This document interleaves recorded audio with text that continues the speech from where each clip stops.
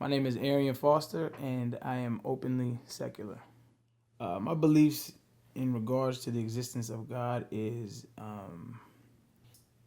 don't know. I have no idea. Uh, I've done a lot of research, a lot of digging on my own, and I think that that's the first step as human beings is trying to understand the world we live in, and then if there is anything else, trying to understand that as well. But I just don't think we're there yet to have any proof either way. So it's hard for me to um, buy into all of it. I'm not a religious person. I never was. Well, let me take that back. I grew up in a Muslim household. My father was Muslim, and I used to pray 5 times a day. And I think the big thing with him was he didn't want to pigeonhole us into any belief. He believes in free thinking kids. And so I think that was the biggest gift my parents ever gave me was they let us be free thinkers. And so after a while, I just didn't feel right to me. Um, I didn't have anything against it. I just didn't understand why we were doing some of the things we were doing. And so I kind of just strayed away from that, and that led me into studying other religions and other belief systems. And after a while, I used to believe that there was a God. When I was a kid, I believe strongly in that. I actually used to pray when I was a kid, and even in the high school, I was praying, and as time goes on, as life goes on, my viewpoint started to change, and I think we're really lucky to be in this information age we are in, where the world is at your fingertips. Because I found a lot of people who feel like me and think like me, and that really helped me, kind of guide my beliefs. Made me think that it was okay to think about this kind of stuff, because a lot of times you get shunned in your community for even bringing it up. I remember my mother having conversations with me. She was raised Catholic, and she used to get in trouble for asking questions in her Catholic school, and she never wanted us to feel like that, and so that's why we were raised how we were raised, and so but you still get it from peer pressure uh, and because as kids growing up, they're getting fed information from their parents without really investigating the situation themselves, and so then they kind of get on their attack, and you feel kind of bad about what you are trying to even delve into, and so you have to kind of find your own way, man. But try to do it as peaceful as possible. That's what I've done. I hope if my religious friends and fans see this video, I hope that they react with the same decency and kindness that their uh, creator would.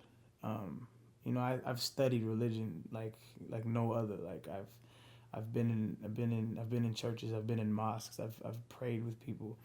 I understand the Bible. I understand the Quran. I understand a lot of the tenets of religion, and their core messages is peace and love. We can get into the semantics of stories here and there, but that's what Jesus was about. Like he was a very understanding person, and if they can be understanding and not judge me, then that's a win. Because if I am lost, if I am a heathen, then let me try to find my own way. Like I'll find my way if that's the case. But I'm not here to cause any harm. I have many Christian friends, many Muslim friends, many Jewish friends, Buddhist friends, from all walks of the earth, and we all have an understanding in my life that we might believe differently, but like I have the utmost respect for you. Like it has nothing to do with who I pray to at night.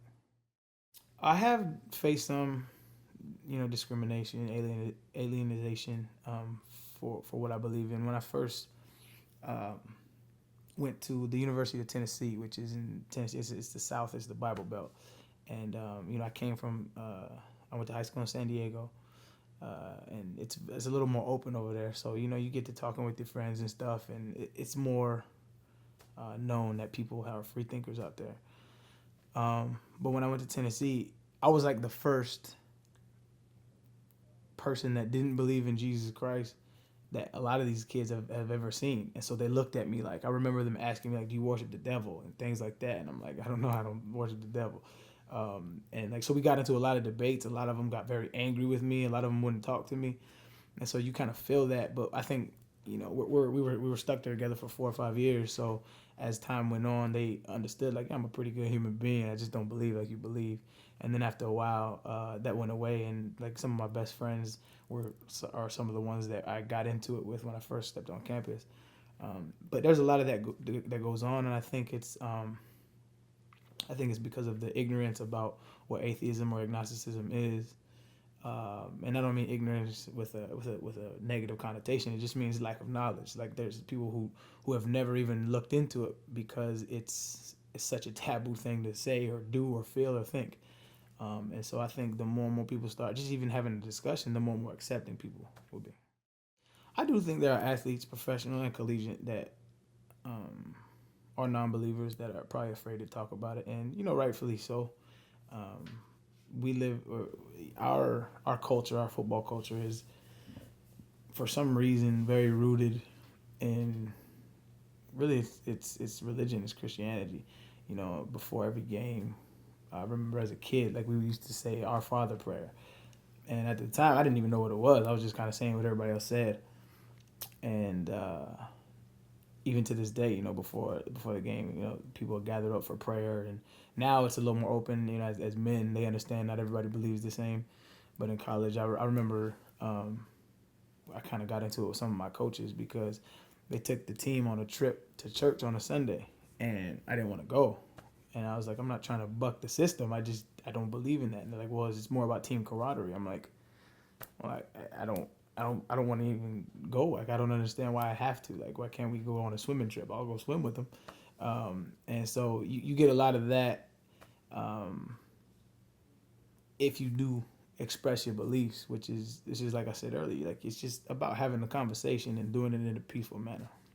I have once said that I held it in because of fear of backlash, and what I meant by that was I don't think I'm gonna have picketers at my door or burning crosses in front of my house. I hope that doesn't happen. But I think what you fear is just that liability of being in the public eye, and not everybody understands. Like I said, like I've been asked so many times, do you worship the devil? Like, no, I don't really believe that there's a God, so I really don't believe there's a devil either. So I can't worship the devil, but it's just the ignorance of that belief system.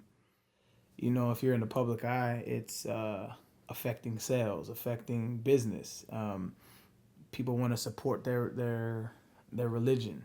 So if they have a choice to buy this guy's jersey or this guy's jersey, they're gonna side with the guy that buys that believes in Jesus. And it's like, I understand that, I get that. And when you're in the system, and you're in the collegiate system, and you're in the professional early on, like you take all that to an account. So you don't want to ruffle any feathers. But I think I'm at the point in my career now where none of that really bothers me, and I understand who I am as a person, and I believe that means more to me than an extra dollar. I'm doing this video now because I was inspired by watching Bill Maher's Openly Secular video, and he said something that just really resonated with me. And also Penn and Teller, they said at the end of the video, if you're having doubts, if you're afraid of backlash, you might find that you'll have more allies than you do enemies. And that really was like, that it made it a little easier for me to come out. So I was inspired by both of them, and as well as Bill Maher. Bill Maher said he's really aggressive with his beliefs, which I find him hilarious, by the way. But that's not necessarily my stance. My stance is more let's all try to figure it out together. I'm not against you. I would love to know just as well as you would. I know in your heart of hearts, but so does the Muslim, and so does the Buddhist. Everybody knows in their heart of hearts that their God is the one true God, and I'm like, well, if there is, let's find out. Like I'm okay with that. So I'm okay. Let's scour the universe and see if we can find some evidence and some backing, and I'm okay with that. I'm open to all of that. I just think that our brilliance as a society is in our science. I really do. It's a beautiful thing. We could sit here and communicate with somebody on the other side of the world instantly, and that's a beautiful thing. And I think a lot of the laws and stuff passed are still based on a lot of religious documents that it's it's hard to follow those if you don't believe in it. And so I think it's just like our founding fathers wanted to have in the first place. Let's separate religion and state, church and state, and progress as a society and believe what you want to believe. But let's push towards what we know and what we can prove. I think speaking my truth might help others speak their truth. Means I was inspired to, I guess, come out publicly and say that I'm openly secular because by another atheist. I think that my unwillingness was more of in fear. It was fear. Like I was afraid of what people were gonna say, think, do, react. And now it's like the fear is kind of it is gone because there are other people out there.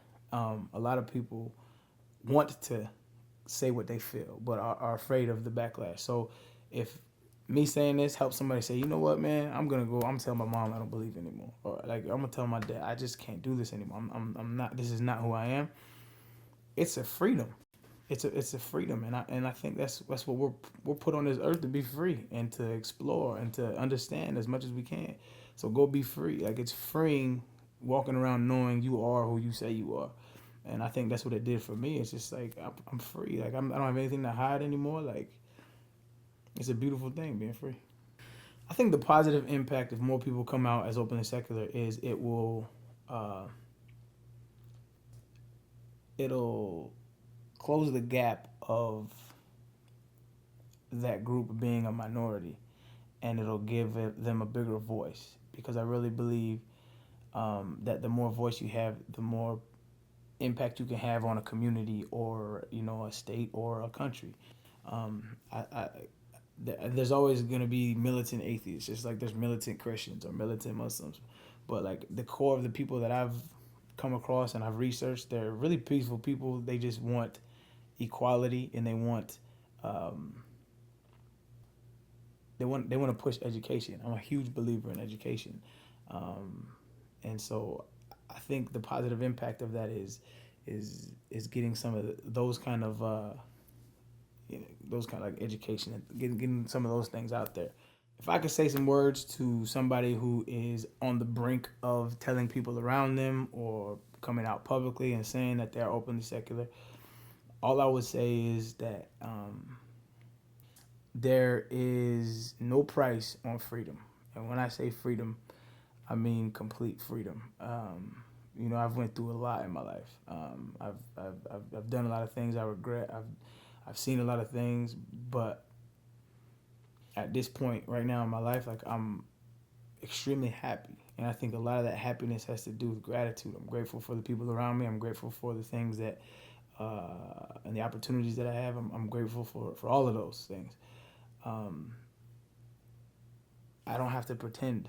I don't have to pretend if somebody is walking down the street. Like I don't have to put up a front. I can be me wherever I go. And when you are you wherever you go, it's just a beautiful feeling. Like you start to develop like a self love, a self care, and what I've really learned is you can't truly love somebody else unless you love yourself.